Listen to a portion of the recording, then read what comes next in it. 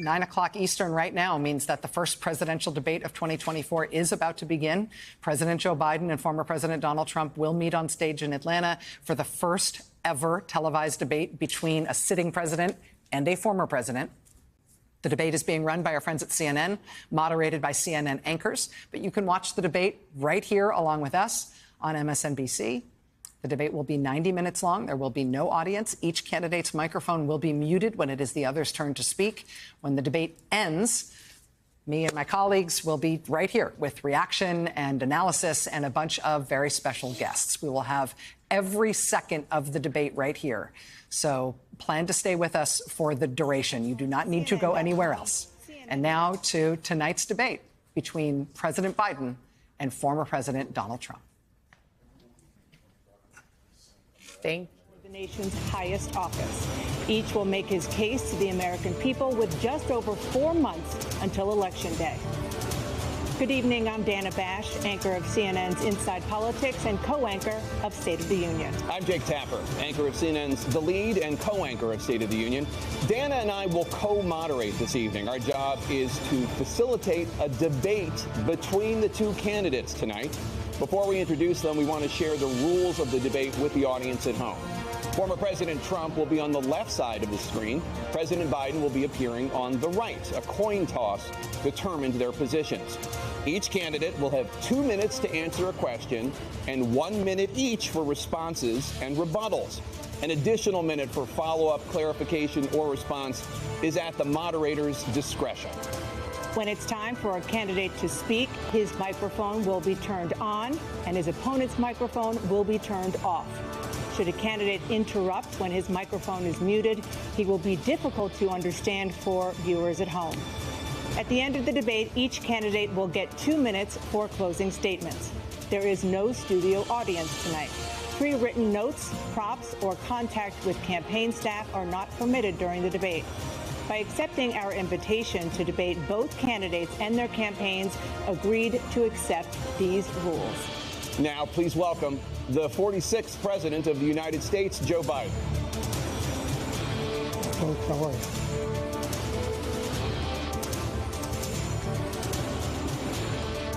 Great to be here. Thank you. And please welcome the 45th President of the United States, Donald Trump.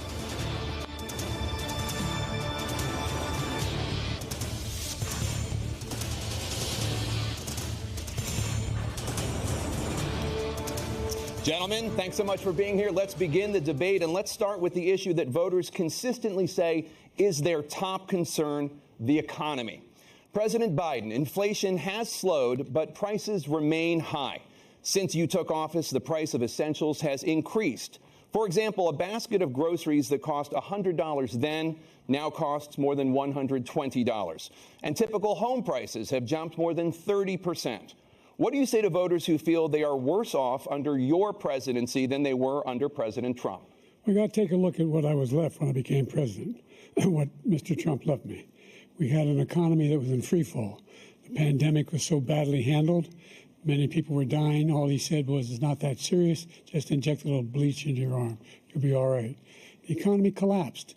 There were no jobs. Unemployment rate rose to 15%. It was terrible. And so what we had to do is try to put things back together again. And that's exactly what we began to do. We created 15,000 new jobs. We brought out the position where we have 800,000 new manufacturing jobs. But there's more to be done. There's more to be done. Working class people are still in trouble. I come from Scranton, Pennsylvania. I come of a household where the kitchen table, if the things weren't able to be met during the month, it was a problem. Price of eggs, the price of gas, the price of housing, the price of a whole range of things. That's why I'm working so hard to make sure I deal with those problems. And we're going to make sure that we reduce the price of housing. We're going to make sure we build 2 million new units. We're going to make sure we cap rents so corporate greed can't take over. The combination, what I was left with in corporate greed, is the reason why we're in this problem right now. In addition to that, we're in a situation where if you take a look at all that was done in his administration, he didn't do much at all. By the time he left, things were in chaos, literally chaos. And so we put things back together. We created, I said, those jobs. We make sure we had a situation where we brought down the price of prescription drugs, which is a major issue for many people, to $15 for a insulin shot as opposed to $400. No senior has to pay more than $200 for any drug, all the drugs they can include beginning next year. And the situation is and we're going to make that available to everybody, to all Americans. So we're working to bring down the price around the kitchen table, and that's what we're going to get done. Thank you. President Trump? We have the greatest economy in the history of our country. We have never done so well. Everybody was amazed by it. Other countries were copying us. We got hit with COVID.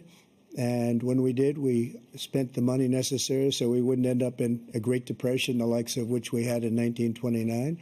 By the time we finished, so we did a great job. We got a lot of credit for the economy, a lot of credit for the military, and no wars and so many other things. Everything was rocking good. But the thing we never got the credit for, and we should have, is getting us out of that COVID mess. He created mandates that was a disaster for our country. But other than that, we had given them back a country where the stock market actually was higher than pre-COVID, and nobody thought that was even possible.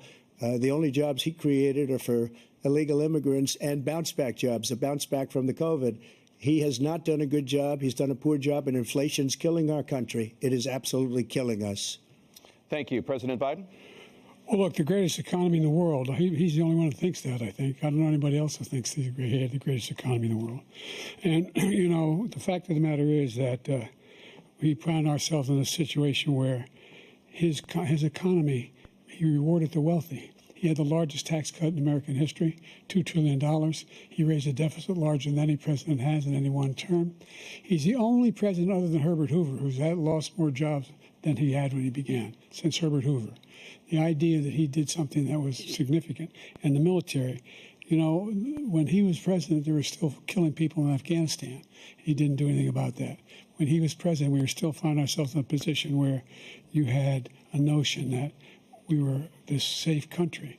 The truth is, I'm the only president this century that doesn't have this decade, that doesn't have any troops dying anywhere in the world like he did. President Trump, I want to follow up if I can. Am I allowed to respond to him? Well, I'm going to ask you a follow-up. You can do whatever you want with the minute that we give you. I want to follow up. You want to impose a 10% tariff on all goods coming into the U.S. How will you ensure that that doesn't drive prices even higher? It's not going to drive them higher. It's just going to cost countries that have been ripping us off for years, like China and many others, in all fairness to China. It's going to just force them to pay us a lot of money, reduce our deficit tremendously, and give us a lot of power for other things. But he made a statement. The only thing he was right about is I gave you the largest tax cut in history. I also gave you the largest regulation cut in history. That's why we had all the jobs. And the jobs went down, and then they bounced back, and he's taking credit for bounce-back jobs. You can't do that. He also said he inherited 9% inflation. Now, he inherited almost no inflation, and it stayed that way for 14 months. And then it blew up under his leadership because they spent money like a bunch of people that didn't know what they were doing. And they don't know what they were doing. It was the worst, probably the worst administration in history. There's never been. And as far as Afghanistan is concerned, I was getting out of Afghanistan, but we were getting out with dignity, with strength, with power. He got out. It was the most embarrassing day in the history of our country's life. President Trump, over the last 8 years, under both of your administrations, the national debt soared to record highs. And according to a new nonpartisan analysis, President Trump, your administration approved $8.4 trillion in new debt, while so far, President Biden, you've approved $4.3 trillion in new debt. So, former President Trump, many of the tax cuts that you signed into law are set to expire next year. You want to extend them and go even further, you say. With the U.S. facing trillion-dollar deficits and record debt, why should top earners and corporations pay even less in taxes than they do now? Because the tax cuts spurred the greatest economy that we've ever seen just prior to COVID. And even after COVID, it was so strong that we were able to get through COVID much better than just about any other country. But we spurred, that tax spurred. Now, when we cut the taxes, as an example, the corporate tax was cut down to 21% from 39%, plus beyond that. We took in more revenue with much less tax, and companies were bringing back trillions of dollars back into our country. The country was going like never before. and we were ready to start paying down debt. We were ready to start using the liquid gold right under our feet, the oil and gas right under our feet. We were going to have something that nobody else has had. We got hit with COVID. We did a lot to fix it. I gave him an unbelievable situation with all of the therapeutics and all of the things that we came up with. We gave him something great. Remember, more people died under his administration, even though we had largely fixed it. More people died under his administration than our administration, and we were right in the middle of it, something which a lot of people don't like to talk about. But he had far more people dying in his administration. He did the mandate, which is a disaster, mandating it. The vaccine went out. He did a mandate on the vaccine, which is the thing that people most objected to about the vaccine. And he did a very poor job, just a very poor job. And I will tell you, not only poor there, but throughout the entire world, we're no longer respected as a country. They don't respect our leadership. They don't respect the United States anymore. We're like a third world nation between weaponization of his election, trying to go after his political opponent, all of the things he's done. We've become like a third world nation, and it's a shame. The damage he's done to our country. And I'd love to ask him, and will, why he allowed millions of people to come in here from prisons, jails, and mental institutions to come into our country and destroy our country. President Trump, we will get to immigration later in this block. President Biden, I want to give you an opportunity to respond to this question about the national debt. He had the largest national debt of any president in a 4-year period, number one. Number two, that $2 trillion tax cut benefited the very wealthy. What I'm going to do is fix the tax system. For example, we have 1,000 trillionaires in America. Billionaires in America. And what's happening? They're in a situation where they, in fact, pay 8.2% in taxes. If they just paid 24%, 25%, either one of those numbers, they'd raise $500 million, billion dollars, I should say, in a 10-year period. We'd be able to wipe out his debt. We'd be able to help make sure that all those things we need to do, child care, elder care, making sure that we continue to strengthen our health care system, making sure that we're able to make every single solitary person eligible for what I've been able to do with the with the COVID, with dealing with everything we have to do with, look, if we finally beat Medicare. Thank you, President Biden. President Trump? Well, he's right. He did beat Medicare. He beat it to death, and he's destroying Medicare because all of these people are coming in. They're putting them on Medicare. They're putting them on Social Security. They're going to destroy Social Security. This man is going to single-handedly destroy Social Security. These millions and millions of people coming in, they're trying to put them on Social Security. He will wipe out Social Security. He will wipe out Medicare. So he was right in the way he finished that sentence. And it's a shame. What's happened to our country in the last 4 years is not to be believed. Foreign countries, I'm friends with a lot of people, they cannot believe what happened to the United States of America. We're no longer respected. They don't like us. We give them everything they want, and they think we're stupid. They think we're very stupid people. What we're doing for other countries, and they do nothing for us. What this man has done is absolutely criminal. Thank you, President Trump. Dana? This is the first presidential election since the Supreme Court overturned Roe v. Wade. This morning, the court ruled on yet another abortion case, temporarily allowing emergency abortions to continue in Idaho, despite that state's restrictive ban.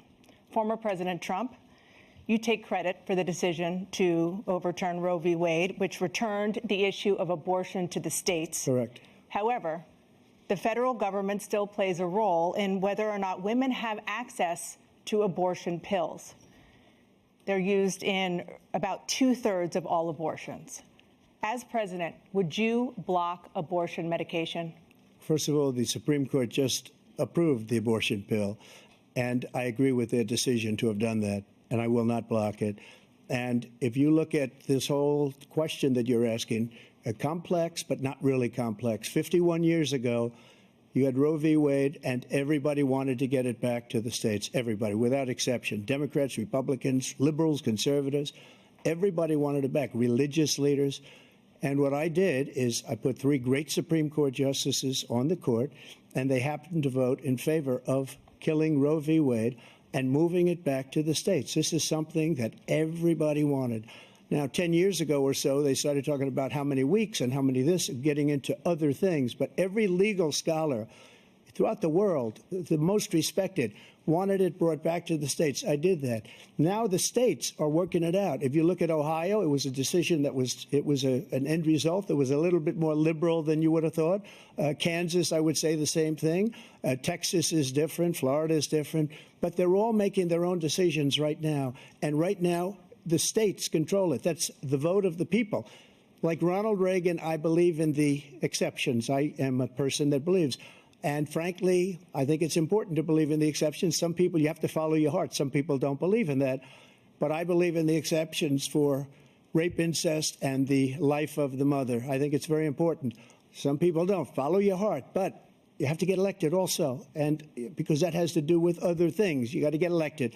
The problem they have is they're radical because they will take the life of a child in the 8th month, the 9th month, and even after birth. After birth, if you look at the former governor of Virginia, he was willing to do this. He said, we'll put the baby aside and we'll determine what we do with the baby, meaning we'll kill the baby. What happened is we brought it back to the states, and the country is now coming together on this issue. It's been a great thing. Thank you. President Biden? It's been a terrible thing, what you've done. The fact is that the vast majority of constitutional scholars supported Roe when it was decided. Supported Roe. And that's this idea that they're all against it is just ridiculous. And this is the guy who says the state should be able to have it. We're in a state where in 6 weeks, you don't even know whether you're pregnant or not, but you cannot see a doctor and have him decide on what your circumstances are, whether you need help. The idea that states are able to do this is a little like saying we're going to turn civil rights back to the states, let each state have a different rule. Look, there's so many young women who have been, including a young woman who just was murdered, and he went to the funeral. The idea that she was murdered by an immigrant coming in, they talk about that. But here's the deal. There's a lot of young women who are being raped by their in-laws, by their spouses, brothers and sisters, it's just ridiculous, and they can do nothing about it. And they try to arrest them when they cross state lines. Thank you. There have been many young women murdered by the same people he allows to come across our border. We have a border that's the most dangerous place anywhere in the world, considered the most dangerous place anywhere in the world. And he opened it up, and these killers are coming into our country, and they are raping and killing women. And it's a terrible thing. As far as the abortion is concerned, it is now back with the states. The states are voting. In many cases, it's frankly a very liberal decision. In many cases, it's the opposite. But they're voting, and it's bringing it back to the vote of the people, which is what everybody wanted, including the founders, if they knew about this issue, which, frankly, they didn't. But they would have. Everybody wanted it brought back. Ronald Reagan wanted it brought back. He wasn't able to get it. Everybody wanted it brought back, and many presidents had tried to get it back. I was the one to do it. And again, this gives it the vote of the people, and that's where they wanted it. Every legal scholar wanted it that way. Staying on the topic of abortion, President Biden, 7 states, I'll let you do that. This is the same topic. 7 states have no legal restrictions on how far into a pregnancy a woman can obtain an abortion. Do you support any legal limits on how late a woman should be able to terminate a pregnancy? I supported Roe v. Wade, which had 3 trimesters. The first time is between the woman and the doctor. Second time is between the doctor and an extreme situation. The third time is between the doctor, between the woman and the state. The idea that the politicians, that the founders wanted the politicians to be the ones making decisions about women's health is ridiculous. That's the last. No politician should be making that decision. A doctor should be making those decisions. That's how it should be run. That's what you're going to do. And if I'm elected, I'm going to restore Roe v. Wade. So that means he can take the life of the baby in the 9th month and even after birth, because some states, Democrat run, take it after birth. Again, the former governor of Virginia, put the baby down, then we decide what to do with it. So he's willing to, as we say, rip the baby out of the womb in the 9th month and kill the baby. Nobody wants that to happen, Democrat or Republican. Nobody wants it to happen. That is simply not true. that Roe v. Wade does not provide for that. That's not the circumstance. Only if a woman's life is in danger, she's going to die. That's the only circumstance in which that can happen. But we are not for late-term abortion, period, period, period. Under Roe v. Wade, you have late-term abortion. You can do whatever you want, depending on the state. You can do whatever you want. We don't think that's a good thing. We think it's a radical thing. We think the Democrats are the radicals, not the Republicans. For 51 years, that was the law. 51 years, constitutional scholarship said it was the right way to go. 51 years, and it was taken away because this guy put very conservative members on the Supreme Court. He takes credit for taking it away. What's he going to do? What's he going to do, in fact, if the MAGA Republicans, he gets elected, and the MAGA Republicans control the Congress, and they pass a universal ban on abortion, period, across the board at 6 weeks or 7 or 8 or 10 weeks, something very, very conservative. Is he going to sign that bill? I'll veto it. He'll sign it. Thank you. Let's turn now to the issue of immigration and border security. President Biden, a record number of migrants have illegally crossed the southern border on your watch. Overwhelming border states and overburdening cities such as New York and Chicago, and in some cases causing real safety and security concerns. Given that, why should voters trust you to solve this crisis? Because we worked very hard to get a bipartisan agreement that not only changed all of that, it made sure that we are in a situation where you had no circumstance where they could come across the border with the number of border police there are now. We significantly increased the number of asylum officers. By the way, the Border Patrol endorsed my position. In addition to that, we found ourselves in a situation where when he was president, he was separating babies from their mothers, putting them in cages, making sure the families were separated. That's not the right way to go. What I've done since I've changed the law, what's happened? I've changed it in a way that now you're in a situation where there are 40% fewer people coming across the border illegally. That's better than when he left office. And I'm going to continue to move until we get the total ban on the total initiative relative to what we can do with more Border Patrol and more asylum officers. President Trump? I really don't know what he said at the end of that sentence. I don't think he knows what he said either. Look, we had the safest border in the history of our country. The border, all he had to do was leave it. All he had to do was leave it. He decided to open up our border, open up our country to people that are from prisons, people that are from mental institutions, insane asylum, terrorists. We have the largest number of terrorists coming into our country right now, all terrorists, all over the world, not just in South America, all over the world. They come from the Middle East, everywhere. All over the world, they're pouring in. And this guy just left it open. And he didn't need legislation because I didn't have legislation. I said, close the border. We had the safest border in history. In that final couple of months of my presidency, we had, according to Border Patrol, who is great, and by the way, who endorsed me for president, but I won't say that, but they endorsed me for president. Brandon, just speak to him. But look, we had the safest border in history. Now we have the worst border in history. There's never been anything like it. And people are dying all over the place, including the people that are coming up in caravans. Thank you, President Trump. President Biden? The only terrorist who's done anything crossing the border is one who came along and killed three, under his administration, killed an al-Qaeda person come in his administration, killed three American soldiers.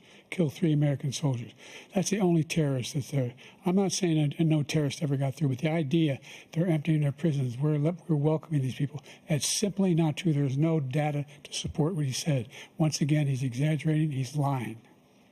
President Trump, staying on the topic of immigration, you've said that you're going to carry out, quote, the largest domestic deportation operation in American history, unquote. Does that mean that you will deport every undocumented immigrant in America, including those who have jobs, including those whose spouses are citizens, and including those who have lived here for decades? And if so, how will you do it? Just 1 second. He said we killed 3 people. The people we killed are al-Baghdadi and Soleimani, the 2 greatest terrorists, biggest terrorists anywhere in the world, and it had a huge impact on everything, not just border, on everything. He's the one that killed people with the bad water, including hundreds of thousands of people dying, and also killing our citizens when they come in. We are living right now in a rat's nest. They're killing our people in New York, in California, in every state in the union, because we don't have borders anymore. Every state is now a border. And because of his ridiculous, insane, and very stupid policies, people are coming in and they're killing our citizens at a level that we've never seen. We call it migrant crime. I call it Biden migrant crime. They're killing our citizens at a level that we've never seen before. And you're reading it like these three incredible young girls over the last few days. One of them, I just spoke to the mother, and they just had the funeral for this girl, 12 years old. This is horrible what's taken place. What's taken place in our country, we're literally an uncivilized country now. He doesn't want it to be. He just doesn't know. He opened the borders. Nobody's ever seen anything like. And we have to get a lot of these people out, and we have to get them out fast because they're going to destroy our country. Just take a look at where they're living. They're living in luxury hotels in New York City and other places. Our veterans are on the street. They're dying because he doesn't care about our veterans. He doesn't care. He doesn't like the military at all, and he doesn't care about our veterans. Nobody been worse. I had the highest approval rating for veterans taking care of the VA. He has the worst. He's gotten rid of all the things that I approved, choice that I got through Congress, all of the different things I approved, they abandoned. We had by far the highest, and now it's down in less than half because he's done all these great things that we did. And I think he did it just because I approved it, which is crazy. But he has killed so many people at our border by allowing all of these people to come in. And it's a very sad day in America. President Biden, you have the mic. Every single thing he said is a lie. Every single one. For example, veterans are a hell of a lot better off since I passed the PACT Act. 1 million of them now have insurance, and their families have it. Their families have it because what happened, whether it was Agent Orange or burn pits, they're all being covered now. And his group opposed that. We're also in a situation where we have great respect for veterans. My son spent a year in Iraq, living right next to one of those burn pits, came back with stage 4 glioblastoma. I was recently in France for D-Day, and I spoke all about those heroes that died. I went to the World War I cemetery he refused to go to. He was standing with his 4-star general, and he told me, he said, I don't want to go in there because they're a bunch of losers and suckers. My son was not a loser, was not a sucker. You're the sucker. You're the loser. President Trump? First of all, that was a made-up quote, suckers and losers. They made it up. It was in a third-rate magazine that's failing, like many of these magazines. He made that up. He put it in commercials. We've notified him. We had 19 people that said I didn't say it. And think of this. Who would say I'm at a cemetery or I'm talking about our veterans? Because nobody's taken better care. I'm so glad this came up, and he brought it up. There's nobody that's taken better care of our soldiers than I have. To think that I would, in front of generals and others, say suckers and losers. We have 19 people that said it was never said by me. It was made up by him, just like Russia was made up, just like the 51 intelligence agents are made up, just like the new thing with the 16 economists are talking. It's the same thing. 51 intelligence agents said that the laptop was Russia disinformation. It wasn't. That came from his son, Hunter. It wasn't Russia disinformation. He made up the suckers and losers, so he should apologize to me right now. 4-star general standing to your side who was on your staff who said you said it, period. That's number one. And number two, the idea that I have to apologize to you for anything along the line. We've done more for veterans than any president has in American history. And they now are in their family. The only sacred obligation we have as a country is to care for our veterans when they come home and their families and equip them when they go to war. That's what we're doing. That's what the VA is doing now. They're doing more for veterans than ever before in our history. All right. Thank you so much. Let's move to the topic of foreign policy. I want to begin with Russia's war against Ukraine, which is now in its third year. Former President Trump, Russian President Vladimir Putin says he'll only end this war if Russia keeps the Ukrainian territory it has already claimed and Ukraine abandons its bid to join NATO. Are Putin's terms acceptable to you? First of all, our veterans and our soldiers can't stand this guy. They can't stand him. They think he's the worst commander-in-chief, if that's what you call him, that we've ever had. They can't stand him. So let's get that straight. And they like me more than just about any of them.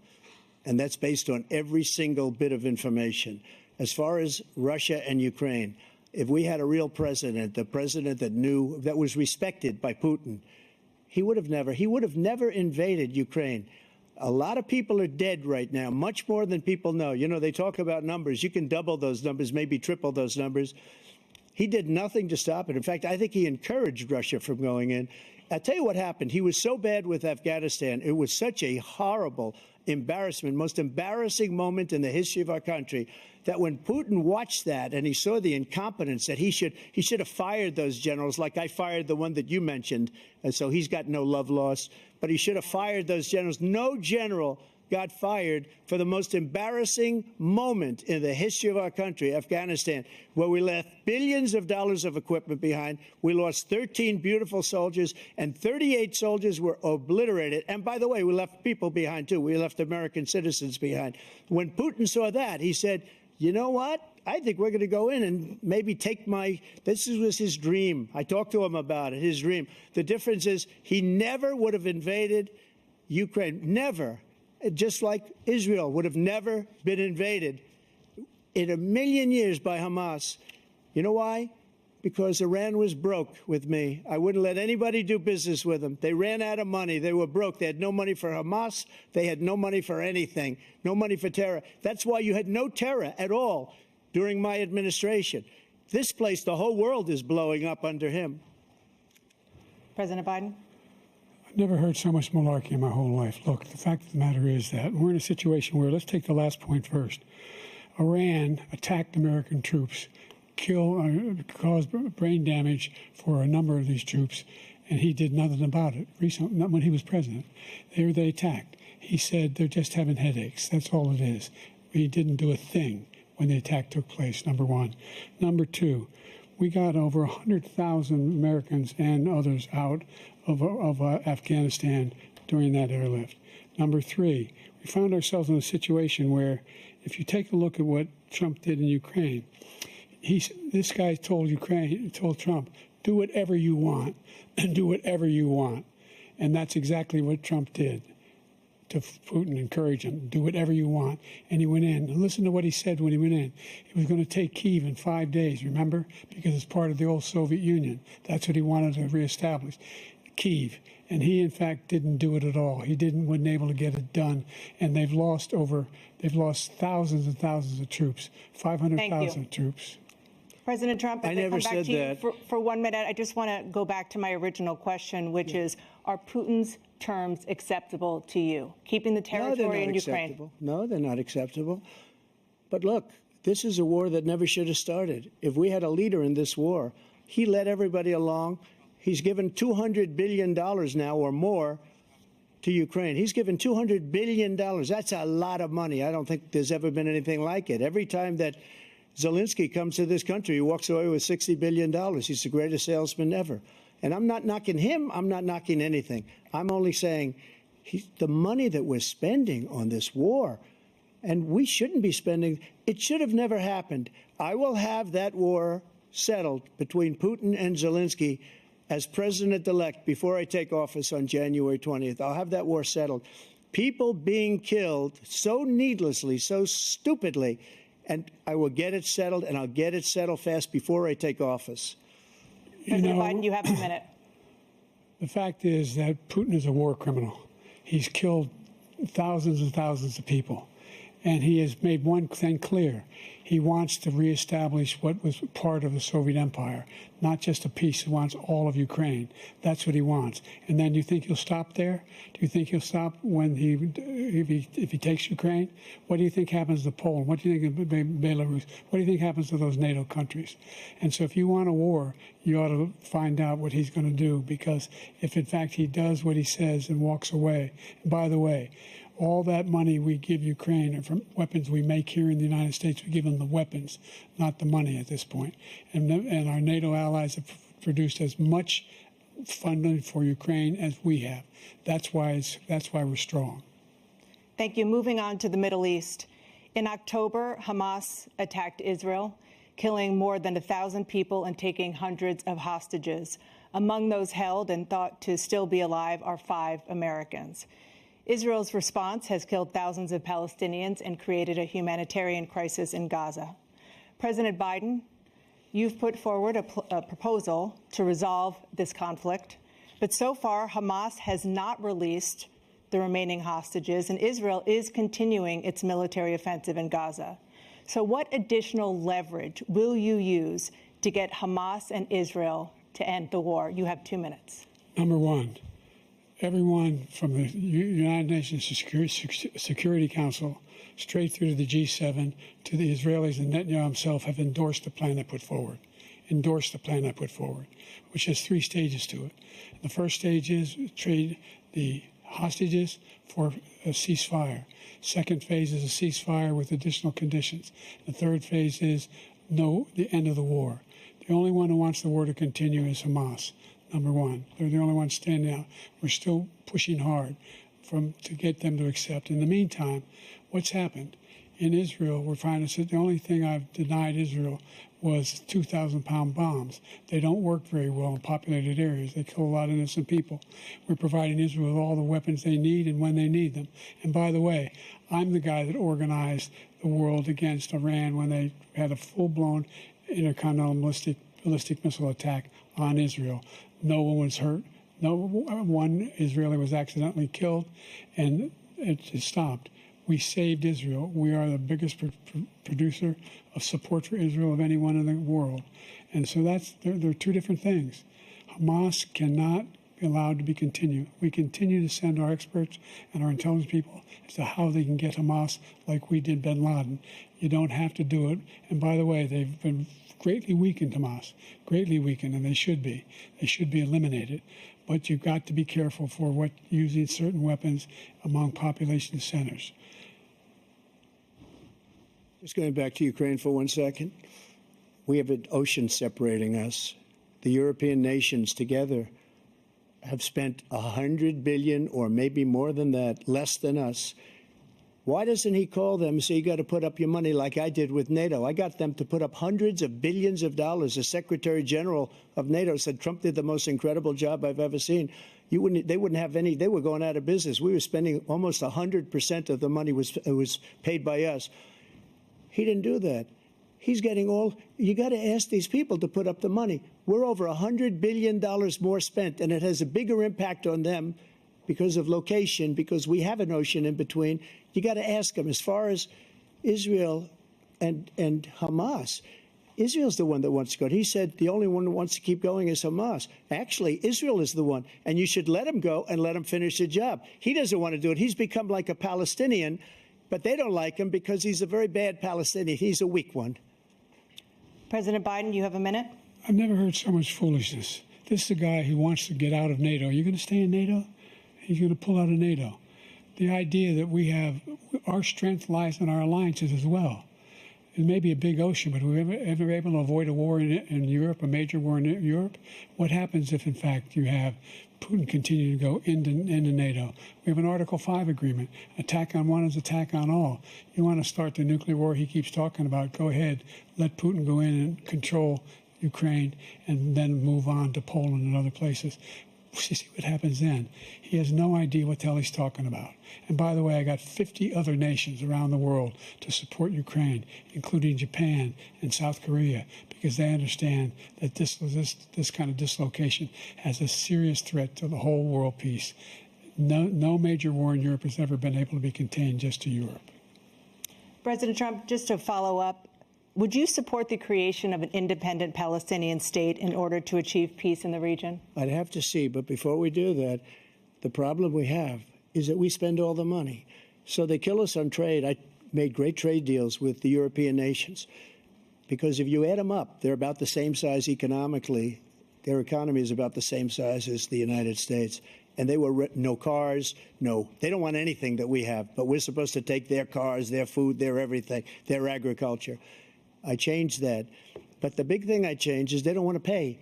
And the only reason that he can play games with NATO is because I got them to put up hundreds of billions of dollars. I said, and he's right about this, I said, no, I'm not going to support NATO if you don't pay.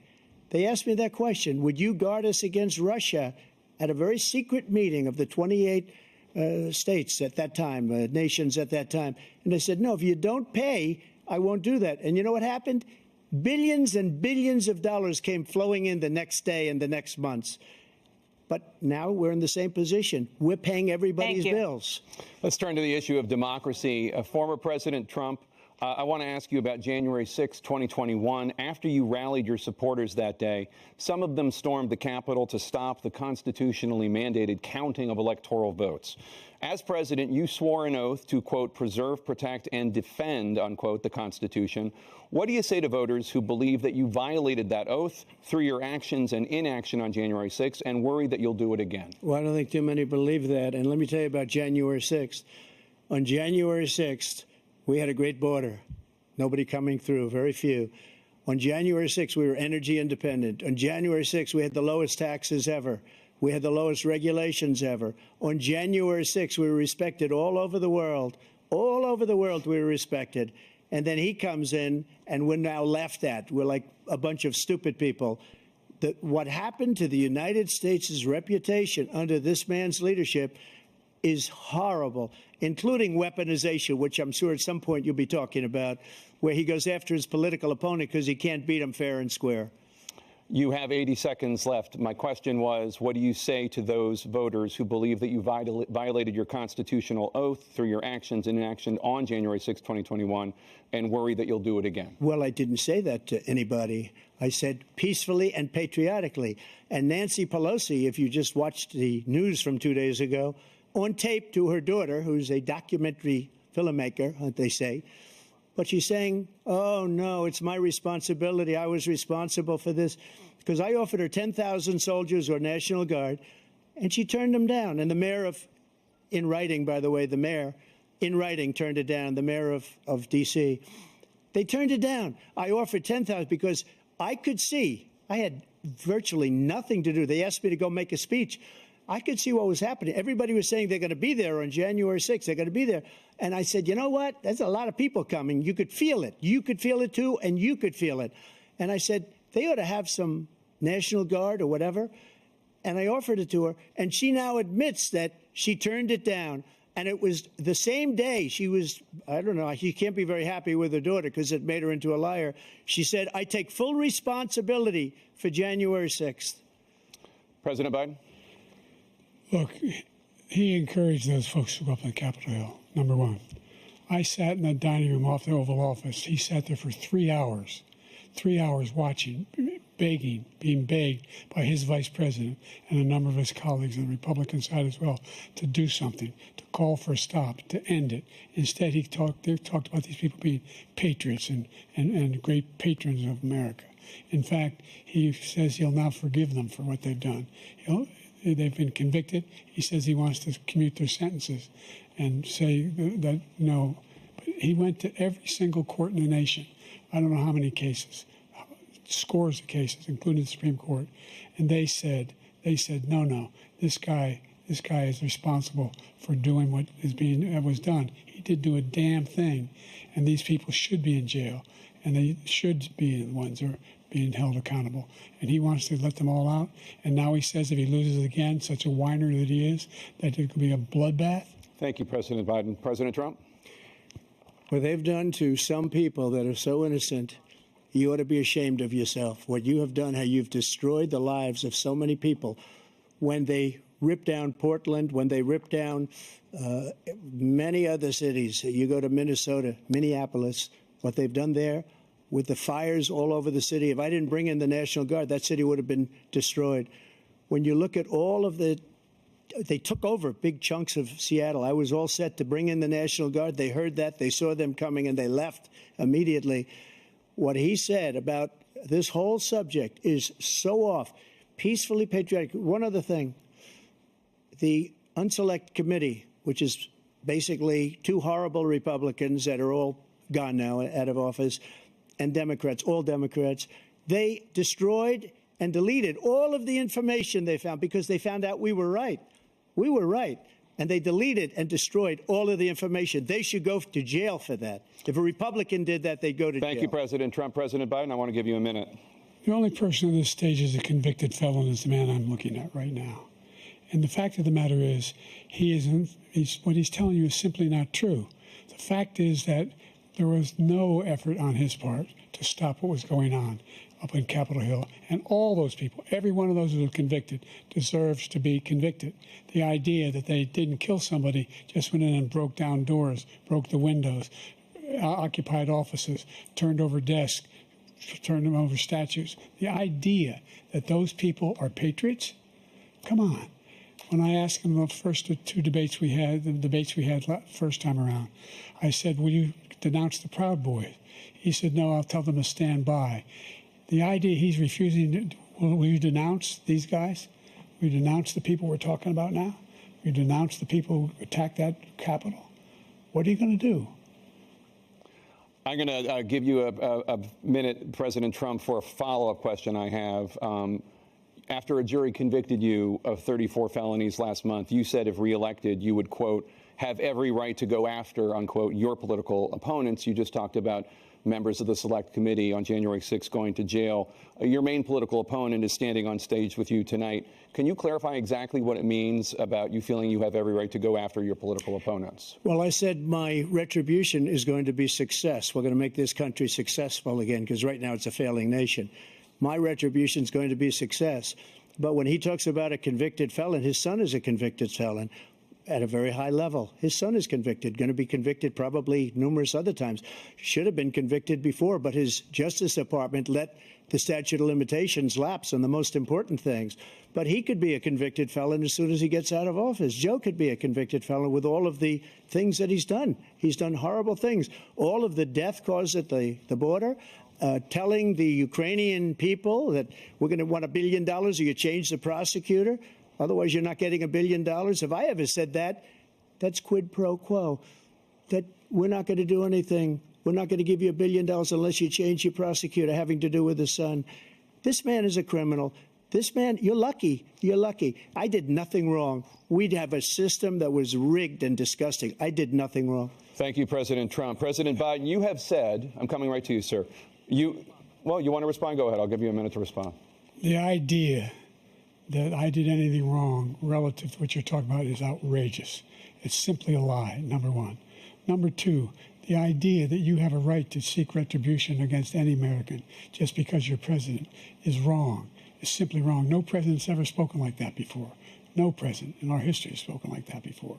Number three, the crimes that you are still charged with, and think of all the civil penalties you have. How many billions of dollars do you owe in civil penalties for molesting a woman in public, for doing a whole range of things, of having sex with a porn star on the night while your wife was pregnant? I mean, what are you talking about? You have the morals of an alley cat. Give you a minute, sir. I didn't have sex with a porn star, number one.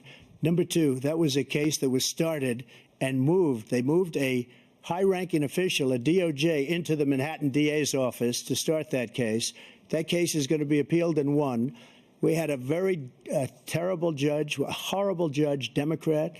The prosecutor were all high-ranking Democrats, appointed people, and both the civil and the criminal.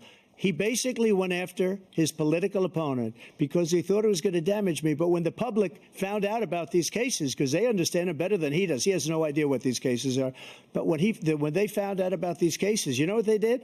My poll numbers went up, way up. You know that because you're reporting it.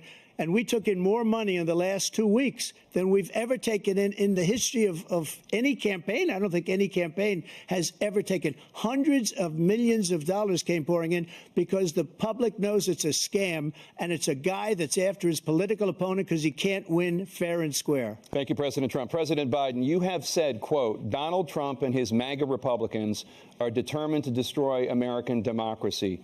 Do you believe that the tens of millions of Americans who are likely to vote for President Trump will be voting against American democracy? The more they know about what he's done, yes. The more they know about what he's done. And there's a lot more coming. He's got a lot of cases down the road coming around. He's got a whole range of issues he has to face. I don't know what the juries will do, but I do know he has a real problem. And so the fact that, could you ever think you heard any president say that I'm going to seek retribution? Do you ever hear any president say that I thought Hitler had some good ideas? What got me involved to run in the first place after my son had died, I decided in Iraq, because of Iraq, I said I wasn't going to run again until I saw what happened in Charlottesville, Virginia. People coming out of the woods carrying swastikas on torches, and singing the same anti-Semitic bile they sang when back in Germany. And the young woman got killed. I spoke to the mother, and they asked him, they said, what do you think of those people? The people the ones who got killed, the one who tried to stop it, and the ones he said, I think they're fine people on both sides. What American president would ever say Nazis coming out of fields carrying torches, singing the same anti-Semitic bile, carrying swastikas were fine people? And this is the guy who says Hitler's done some good things. I'd like to know what they are. The good things Hitler's done, that's what he said. This guy has no sense of American democracy. President Trump. Jake, both of you know that story has been totally wiped out, because when you see the sentence, it said 100% exoneration on that. So he just keeps it going. He says he ran because of Charlottesville. He didn't run because of Charlottesville. He ran because it was his last chance. He's not equipped to be president. You know it, and I know it. It's ridiculous. We have a debate. We're trying to justify his presidency. His presidency is, without question, the worst president, the worst presidency in the history of our country. We shouldn't be having a debate about it. There's nothing to debate. He made up the Charlottesville story, and you'll see it's debunked all over the place. Every reasonable anchor has debunked it. And just the other day it came out where it was fully debunked. It's a nonsense story. He knows that, and he didn't run because of Charlottesville. He used that as an excuse to run. President Biden. And debunked. It happened. All you have to do is listen to what was said at the time. And the idea that somehow that's the only reason I ran because I was worried a guy like this guy could get elected. If he thought they were good people coming out of that forest, carrying those woods, carrying those torches, then he didn't deserve to be president. Didn't deserve to be president at all. And the idea that he's talking about all this being fabricated, we saw with our own eyes. We saw what happened on January 6th. We saw the people breaking through the windows. We saw people occupying his own vice president. Look, there's a reason why 40 of his 44 top cabinet officers refused to endorse him this time. His vice president hasn't endorsed him this time. So why? Why? They know him well. They serve with him. Why are they not endorsing him? Let's talk about persistent challenges you both faced in your first terms, and you'd certainly face again in a second term. President Biden, while black unemployment dropped to a record low under your presidency, black families still earn far less than white families. Black mothers are still 3 times more likely to die from pregnancy-related causes, and black Americans are imprisoned at 5 times the rate of white Americans. What do you say to black voters who are disappointed that you haven't made more progress? They acknowledge they made a lot of progress, number one. The fact of the matter is there's more small black businesses that have been started than any time in history. Number two, the wages of black unemployment is the lowest level it's been in a long, long time. Number three, we're providing housing for black Americans and dealing with the segregation that exists among these corporations that collude to keep people out of their houses. And in addition to that, we find that the impact on the choice that black families have to make relative to child care is incredibly difficult. When we did the first major piece of legislation in the past, I was able to reduce black child care costs. I cut them in half. We got to make sure we provide for child care costs. We got to make sure, because when you provide those child care protections, you increase economic growth because more people can be in the job market. So there's more to be done, considerably more to be done. But we've done a great deal so far, and I'm not letting up, and they know it. You have 49 seconds left. What do you say to black voters who are disappointed with the progress so far? I say I don't blame them for being disappointed. Inflation is still hurting them badly. For example, I provided for the idea that any black family, first-time home buyer, should get a $10,000 tax credit to be able to buy their first home so they can get started. I made sure that we're in a situation where all those black families and those black individuals who had to take out student loans that were ballooning, that if they were engaged in nursing, doctor, and anything having to do with volunteerism, if they paid their bills for 10 years on their student debt, all the rest is forgiven after 10 years. Millions have benefited from that. And we're going to do a whole lot more for black families. Thank you, President Trump. And he caused the inflation. He's blaming inflation. And he's right, it's been very bad. He caused the inflation, and it's killing black families and Hispanic families and just about everybody. It's killing people. They can't buy groceries anymore. They can't. You look at the cost of food where it's doubled and tripled and quadrupled. They can't live. They're not living anymore. He caused this inflation. I gave him a country with essentially no inflation. It was perfect. It was so good. All he had to do is leave it alone. He destroyed it with his Green New scam and all this money that's being thrown out the window. He caused inflation.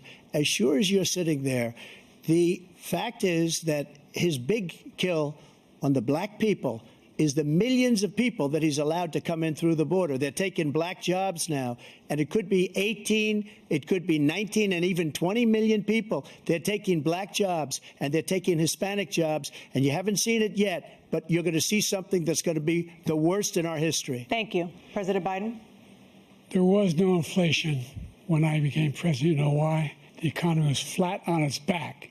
15% unemployment. He decimated the economy, absolutely decimated the economy. That's why there was no inflation at the time. There were no jobs. We provided thousands of millions of jobs for individuals who are in all communities, including minority communities. We made sure that they have health insurance. We have covered, the ACA has increased. I made sure that they're $8,000 per person in a family to get written off for health care. But this guy wants to eliminate that. They tried 50 times. He wants to get rid of the ACA again, and they're going to try again if they win. You find ourselves in a position where the idea that we're not doing anything, we put more police on the street than any administration has. He wants to cut the cops. We're providing for equity and making sure people have a shot to make it. There's a lot going on, but in inflation, he caused it by his tremendous malfeasance in the way he handled the pandemic. Thank you. Another persistent challenge is the climate crisis. 2023 was the hottest year in recorded history, and communities across the country are confronting the devastating effects of extreme heat, intensifying wildfires, stronger hurricanes, and rising sea levels. Former President Trump, you've vowed to end your opponent's climate initiatives, but will you take any action as president to slow the climate crisis? Well, let me just go back to what he said about the police, how close the police are to him. Almost every police group in the nation from every state is supporting Donald J. Trump, almost every police group.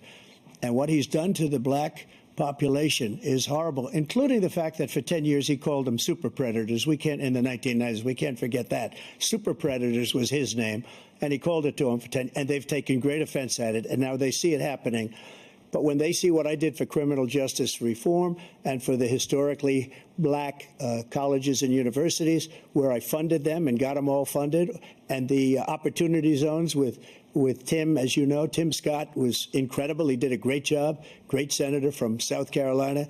He came to me with the idea, and it was a great idea. It's one of the most successful economic development acts ever in the country, opportunity zones. And the biggest beneficiary are blacks. And that's why we have the best numbers with them in maybe ever. They're saying ever. I read this morning where ever, the best numbers. He's lost much of the black population because he's done a horrible job for black people. He's also done a horrible job for Hispanics. But wait till you see these millions of people pouring into our country, and they're going to take the jobs. And it's already started, and you haven't seen anything yet. It's a disaster. You've 38 seconds left. President Trump, will you take any action as president to slow the climate crisis? So I want absolutely immaculate clean water, and I want absolutely clean air, and we had it. We had H2O. We had the best numbers ever, and we were using all forms of energy, all forms, everything. And yet, during my 4 years, I had the best environmental numbers ever. And my top environmental people gave me that statistic just before I walked on the stage, actually. I don't know where the hell he's been. The idea that anything he said is true. I've passed the most extensive climate change legislation in history.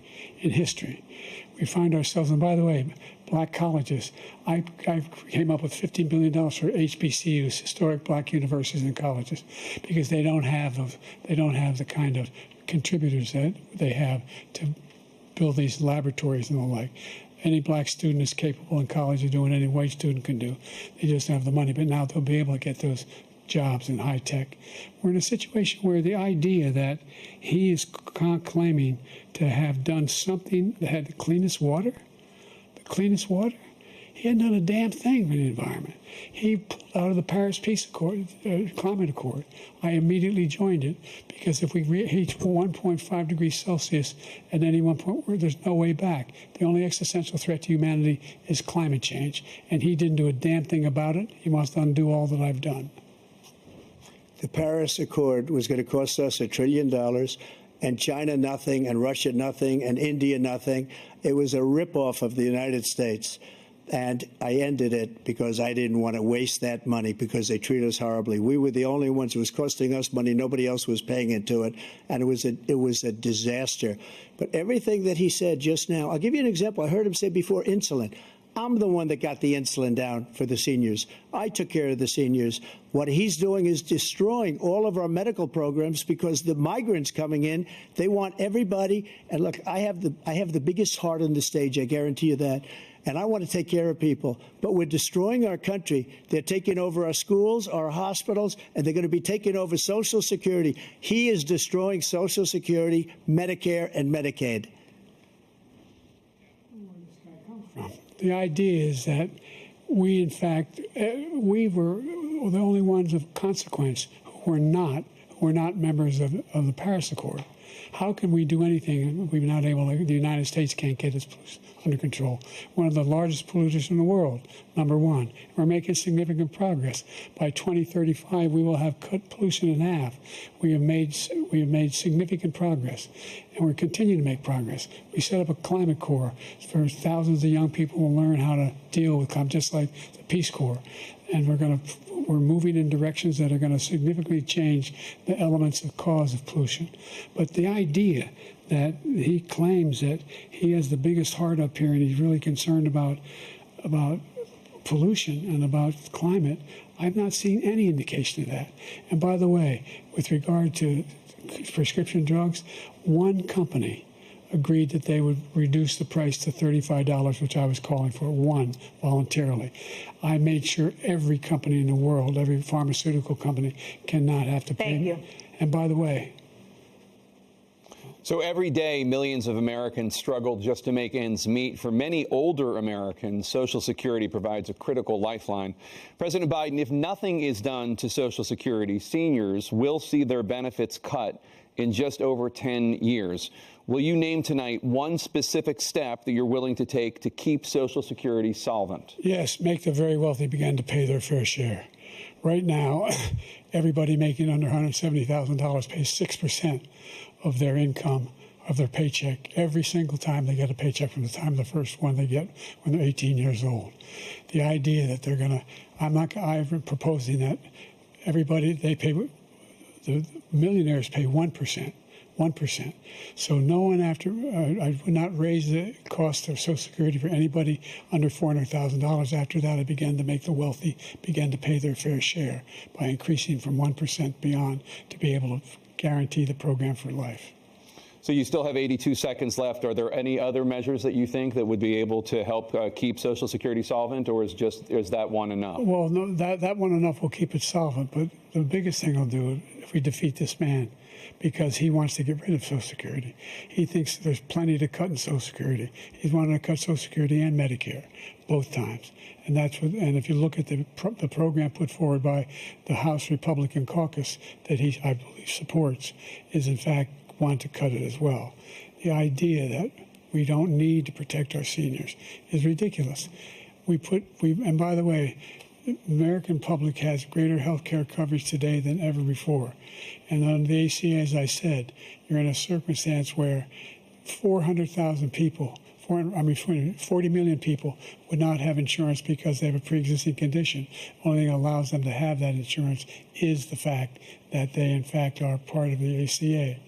And by the way, the other thing is we're in a situation where we talk about education for black communities. I've raised the amount of money for Pell Grants by another $8,000. So anybody making under $70,000 a year is going to be able to get $15,000 toward their tuition. He just doesn't know what he's talking about. Thank you, President Biden. President Trump. So I've dealt with politicians all my life. I've been on this side of the equation for the last 8 years. I've never seen anybody lie like this guy. He lies. I've never seen it. He could look you in the face. About so many other things, too. And we mentioned the laptop. We mentioned Russia, Ukraine. Everything he does is a lie. It's misinformation and disinformation. The losers and suckers story that he made up is a total lie on the military. It's a disgrace. But Social Security, he's destroying it because millions of people are pouring into our country, and they're putting them onto Social Security. They're putting them onto Medicare, Medicaid. They're putting them in our hospitals. They're taking the place of our citizens. What they're doing to the VA, to our veterans, is unbelievable. Our veterans are living in the street, and these people are living in luxury hotels. He doesn't know what he's doing, and it's really coming back. I've never seen such anger in our country before. President Biden. The idea that veterans are not being taken care of, I told you before. And by the way, when I said suckers and losers, he acknowledged after that he fired that general. That general got fired because he's the one that acknowledged that that's what he said. He was the one standing with Trump when he said it, number one. Number two, the idea that we're going to be in a situation where all these millions and millions, the way he talks about it, illegal aliens are coming into the country and taking away our jobs. There's a reason why we have the fastest growing economy in the world, the reason why we have the most successful economy in the world. We're doing better than any other nation in the world. And by the way, those 15 Nobel laureates he talked about being phony, those 15 Nobel laureates, economists, they all said that if Trump is reelected, we're likely to have a recession. And inflation is going to increasingly go up. And by the way, worst president in history, 159 presidential scholars voted him the worst president in the history of the United States of America. President Biden, thank you so much. Let's turn to the cost of child care, which many American families struggle to afford. President Trump, both you and President Biden have tried to address this issue, but the average cost of child care in this country has risen to more than $11,000 a year per child. For many families, the cost of child care for 2 children is more than their rent. In your second term, what would you do to make child care more affordable? Just to go back, the general got fired because he was no good. And if he said that, that's why he made it up. But we have 19 people that said I didn't say it, and they're very highly respected, much more so than him. The other thing is, he doesn't fire people. He never fired people. I've never seen him fire anybody. I did fire a lot. I fired Comey because he was no good. I fired a lot of the top people at the FBI, drained the swamp. They were no good. Not easy to fire people. You'd pay a price for it, but they were no good. I inherited these people. I didn't put him there. I didn't put Comey there. He was no good. I fired him. This guy hasn't fired anybody. He never fires. He should have fired every military man that was involved with that the Afghanistan horror show, the most embarrassing moment in the history of our country. He didn't fire. Did you fire anybody? Did you fire anybody that's on the border that's allowed us to have the worst border in the history of the world? Did anybody get fired for allowing 18 million people, many from prisons, many from mental institutions? Did you fire anybody that allowed our country to be destroyed? Joe, our country is being destroyed as you and I sit up here and waste a lot of time on this debate. This shouldn't be a debate. He is the worst president. He just said about me because I said it. But look, he's the worst president in the history of our country. He's destroyed our country. Now, all of a sudden, he's trying to get a little tough on the border. He came out with a nothing deal, and it reduced it a little bit, like this much. It's insignificant. He wants open borders. He wants our country to either be destroyed or he wants to pick up those people as voters. And I don't think we just can't let it happen. If he wins this election, our country doesn't have a chance, not even a chance, of coming out of this rut. We probably won't have a country left anymore. That's how bad it is. He is the worst in history by far. Thank you, President Trump. President Biden? We're the most admired country in the world. We're the United States of America. There's nothing beyond our capacity. We have the finest military in the history of the world, the finest in the history of the world. No one thinks we're weak. No one wants to screw around with us. Nobody, number one. Number two, the idea that we're talking about worst presidents. I wasn't joking. Look it up or go online. 159 or 58, don't hold me the exact number, presidential historians. They've had meetings and they voted who's the worst president in American history. One through best to worst. They said he was the worst in all of American history. That's a fact. That's not conjecture. He can argue they're wrong, but that's what they voted. The idea that he is doing anything to deal with child care, he did for virtually nothing to child care. We should significantly increase the child care tax credit. We should significantly increase the availability of women and men or single parents to be able to go back to work. And we should encourage businesses to have. Thank you, President Biden. President Trump, the question was about what would you do to make child care more affordable, if you want to take your minute. Just so you understand, we have polling, we have other things that they rate him the worst because what he's done is so bad.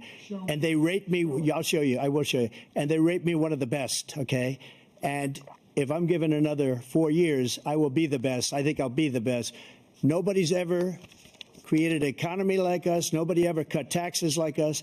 He's the only one I know. He wants to raise your taxes by 4 times. He wants to raise everybody's taxes by 4 times. He wants the Trump tax cuts to expire. So everybody, including the two of you, are going to pay 4 to 5 times. Nobody ever heard of this before. All my life, I'd grow up and I'd see politicians talking about cutting taxes. When we cut taxes, as I said, we did more business. Apple and all these companies, they were bringing money back into our country. The worst president in history by far, and everybody knows it. President Biden? Look, the fact of the matter is that he's dead wrong about, he's increased the tariff, he will increase the taxes on middle-class people. I said I'd never raise a tax on anybody making less than $400,000. I didn't. But this tariff is 10% tariffs. Everything coming into the country, you know what the economists say? That's going to cost the average American $2,500 a year more because they're going to have to pay the difference in food and all the things that are very important. Number two, he's in a situation where he talks about how he has not raised, he's somehow helped the middle class. The middle class has been devastated by you. Now you want a new tax cut of $5 trillion over the next 10 years, which is going to fundamentally bankrupt the country. You had the largest deficit of any president in American history, number one. Number two, you have not, in fact, made any contact, any progress with China. We are at the lowest trade deficit with China since 2010. Thank you, President Biden. You lost. Thank you, President Biden. Let's discuss an epidemic impacting millions of Americans that both of you have made a top priority in your first term, the opioid crisis. And for both of you, the number of overdose deaths in this country has gone up. Under your term, it went up. Under your term, it has gone up. Former President Trump, despite the efforts that both of you have made, more than 100,000 Americans are dying from overdoses every year, primarily from fentanyl and other opioids. What will you do to help Americans right now in the throes of addiction who are struggling to get the treatment they need? To finish up, we now have the largest deficit in the history of our country under this guy. We have the largest deficit with China. He gets paid by China. He's a Manchurian candidate. He gets money from China. So I think he's afraid to deal with them or something. But do you notice he never took out my tariffs because we bring in so much money with the tariffs that I imposed on China. He never took them away. He can't because it's too much money. It's tremendous. And we saved our steel industries, and there was more to come, but he hasn't done that. But he hasn't cut the tariffs because he can't, because it's too much money. But he's got the largest deficit in the history of our country, and he's got the worst situation with China. China's going to own us if you keep allowing them to do what they're doing to us as a country. They are killing us as a country, Joe, and you can't let that happen. You're destroying our country. So, President Trump, you have 67 seconds left. The question was, what are you going to do to help Americans in the throes of addiction right now who are struggling to get the treatment they need? Jake, we were doing very well at addiction until the COVID came along. We had the 2.5, almost 3 years of like nobody's ever had before, any country, in every way. And then we had to get tough. And it was the drugs pouring across the border it started to increase. We got great equipment. We bought the certain dog that's the most incredible thing that you've ever seen, the way they can spot it. We did a lot, and we were getting very low numbers, very, very low numbers. Then he came along. The numbers, have you seen the numbers now? It's not only the 18 million people that I believe is even low because the gotaways, they don't even talk about gotaways. But the numbers of the amount of drugs and human trafficking in women coming across our border, the worst thing I've ever seen, at numbers that nobody's ever seen under him because the border's so bad. But the number of drugs coming across our border now is the largest we've ever had by far. President Trump, thank you. President Biden? Fentanyl and the byproducts of fentanyl went down for a while. And I wanted to make sure we use the machinery that can detect fentanyl, these big machines that roll over everything that comes across the border. And it costs a lot of money. That was part of this deal we put together, this bipartisan deal. More fentanyl machines, more be able to detect drugs, more numbers of agents, more numbers of all the people at the border. And when we had that deal done, he called his Republican colleagues, said, "Don't do it. It's going to hurt me politically." No, he never argued it's not a good bill. It's a really good bill. We need those machines. We need those machines. And we're coming down very hard in every country in Asia in terms of precursors for fentanyl. And Mexico is working with us to make sure they don't have the technology to be able to put it together. That's what we have to do. We need those machines. Thank you, President Biden. President Trump, and again, the question is about Americans in the throes of addiction right now, struggling to get the treatment they need. Well, this does pertain to it. He ended Remain in Mexico. He ended catch and release. I made it catch and release in Mexico, not catch and release here. We had so many things that we had done, hard negotiations with Mexico, and I got it all for nothing. It's just like when you have a hostage. We always pay $6 billion for a hostage. Every time we say there's a hostage. Now we have a hostage, a Wall Street Journal reporter, I think a good guy, and he's over there because Putin is laughing at this guy, probably asking for billions of dollars for the reporter. I will have him out very quickly as soon as I take office. Before I take office, I said by literally as soon as I win the election, I will have that reporter out. He should have had him out a long time ago, but Putin's probably asking for billions and billions of dollars because this guy pays it every time. We had 2 cases where he paid $6 billion for 5 people. I got 58 people out, and I paid essentially nothing. Thank you, President Trump. Dana? Let's turn to concerns that voters have about each of you. President Biden, you would be 86 at the end of your second term. How do you address concerns about your capability to handle the toughest job in the world well into your 80s? Well, first of all, I spent half my career being criticized being the youngest person in politics. I was the second youngest person ever elected to the United States Senate, and now I'm the oldest. This guy's 3 years younger and a lot less competent. I think that just look at the record. Look at what I've done. Look how I've turned around the horrible situation he left me. As I said, 50 million new jobs, 800,000 manufacturing jobs, more investment in America, over billions of dollars in private investment in enterprises that we are growing. By the way, we brought an awful lot of people. Well, the whole idea of computer chips, we used to have 40% of the market. We invented those chips, and we lost it because he was sending people to find the cheapest jobs overseas and to bring home a product. So I went to South Korea. I convinced Samsung to invest billions of dollars here in the United States. And guess what? Those fabs, they call to build these chips, those fabs pay over $100,000. You don't need a college degree for them. And there's billions, about $40 billion already being invested and being built right now in the United States, creating significant jobs for Americans from all over the world. President Biden, you have 40 seconds left. Would you like to add anything? Yeah, I would. The idea that somehow we are this failing country. I never heard a president talk like this before. We're the envy of the world. Name me a single major country president who wouldn't trade places with the United States of America for all our problems and all our opportunities. We're the most progressive country in the world in getting things done. We're the strongest country in the world. We're a country in the world who keeps our word, and everybody trusts us, all of our allies, and those who he coddles up to, from Kim Jong-un, he sends love letters to, and Putin, etc. They don't want to screw around with us. Thank you. Former President Trump, to follow up, you would be 82 at the end of your second term. What do you say to voters who have concerns about your capabilities to serve? Well, I took 2 tests, cognitive tests. I aced them. both of them, as you know. We made it public. He took none. I'd like to see him take one, just one, a real easy one. Like go through the first 5 questions. He couldn't do it. But I took 2 cognitive tests. I took physical exams every year. And, you know, we knock on wood wherever we may have wood, that I'm in very good health. I just won 2 club championships, not even senior, 2 regular club championships. To do that, you have to be quite smart, and you have to be able to hit the ball a long way, and I do it. He doesn't do it. He can't hit a ball 50 yards. He challenged me to a golf match. He can't hit a ball 50 yards. I think I'm in very good shape. I feel that I'm as in good a shape as I was 25, 30 years ago. Actually, I'm probably a little bit lighter, but I'm in as good a shape as I was years ago. I feel very good. I feel the same. But I was willing to take a cognitive test, and you know what? If I didn't do well, I aced him. Dr. Ronnie Jackson, who's a great guy when he was White House doctor. And then I took another one, a similar one. And one of them said they've never seen anybody ace him. Thank you. President Biden?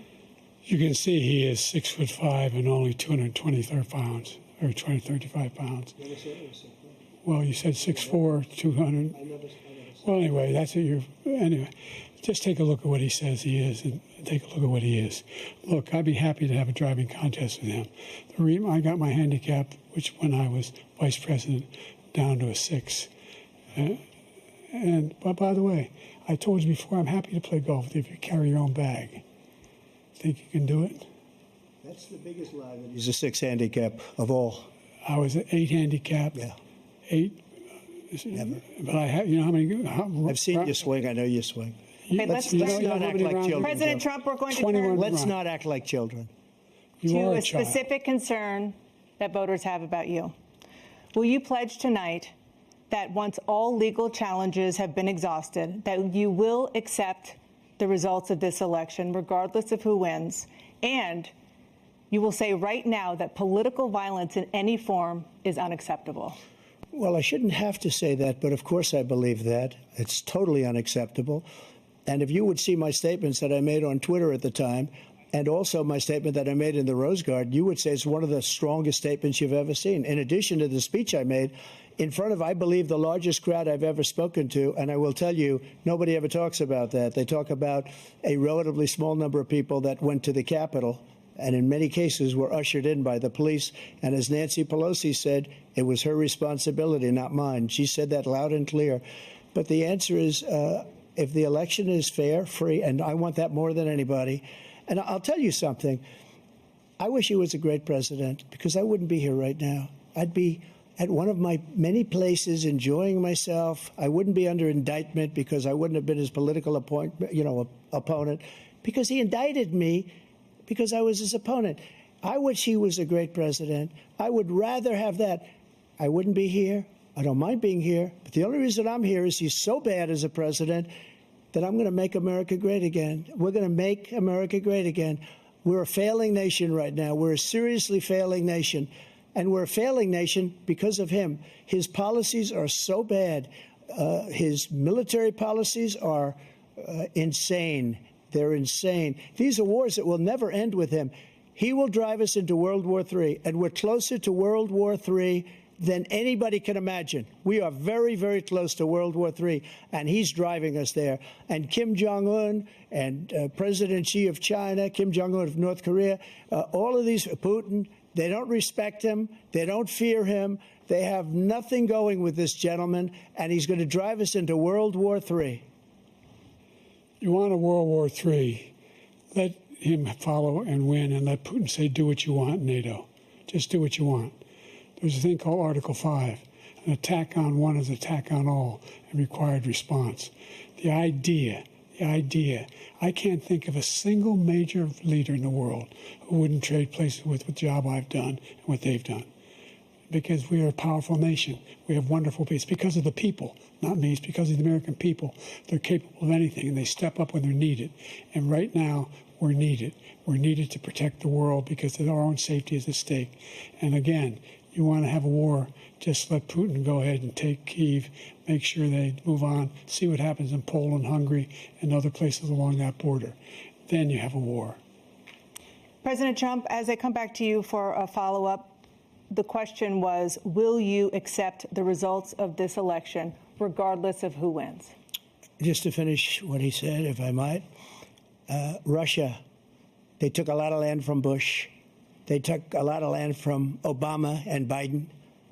They took no land, nothing from Trump, nothing. He knew not to do it.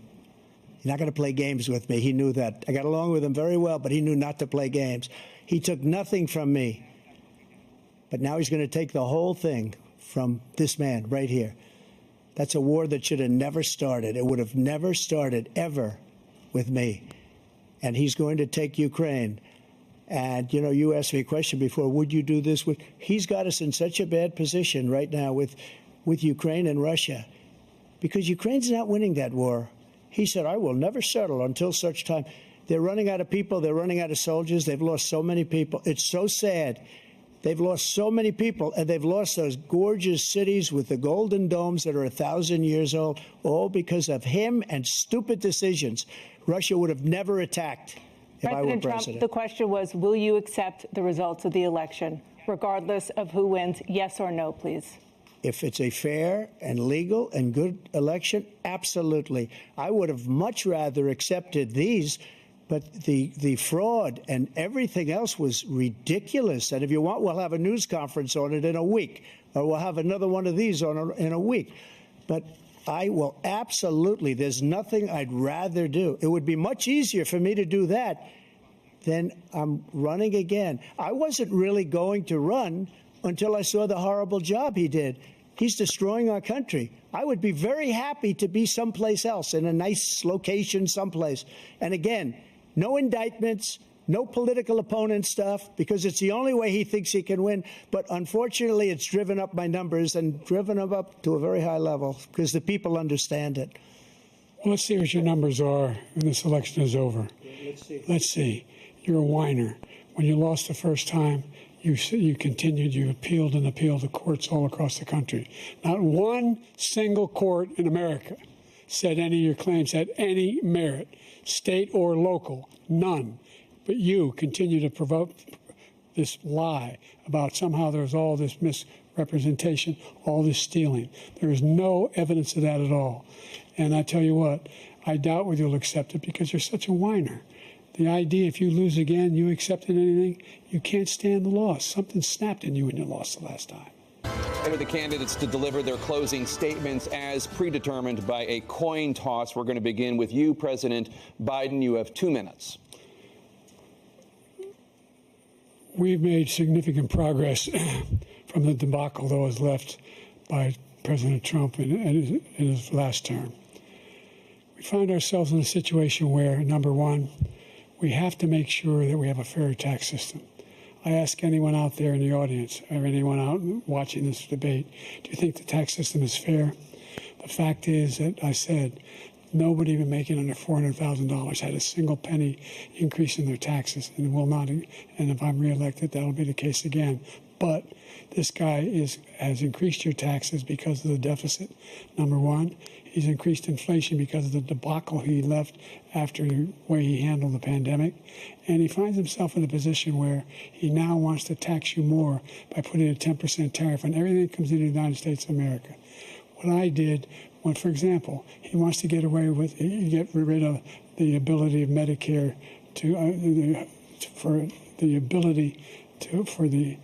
us to be able to negotiate drug prices with the big pharma companies. Well, guess what? We got it down to $35 for insulin instead of $400. No more than $2,000 for every senior, no matter how much prescription they need. You know what that did? That reduced the federal debt by $160 billion over 10 years because the government doesn't have to pay the exorbitant prices.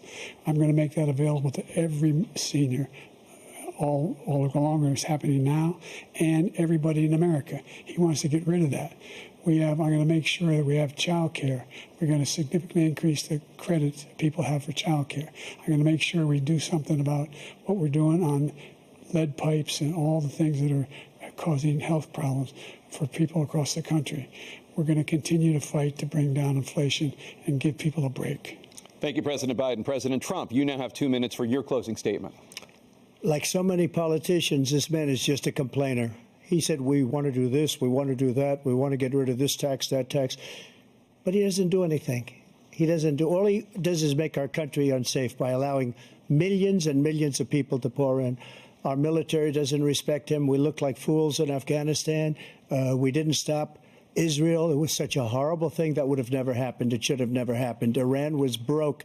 Anybody that did business with Iran, including China, they couldn't do business with the United States. They all passed. Iran was broke. They had no money for Hamas or Hezbollah, for terror, no money whatsoever.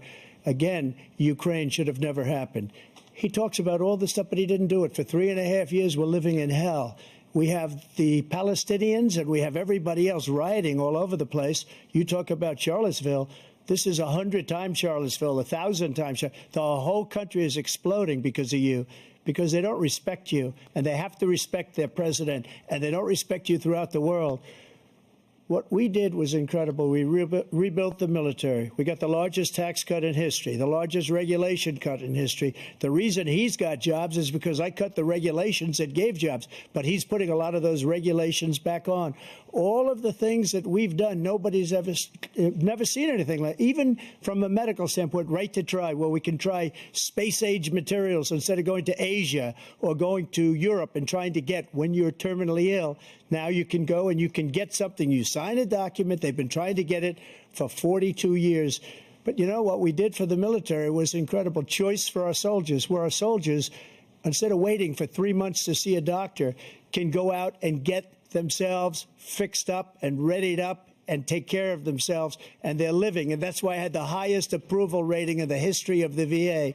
So all of these things, we're in a failing nation, but it's not going to be failing anymore. We're going to make it great again.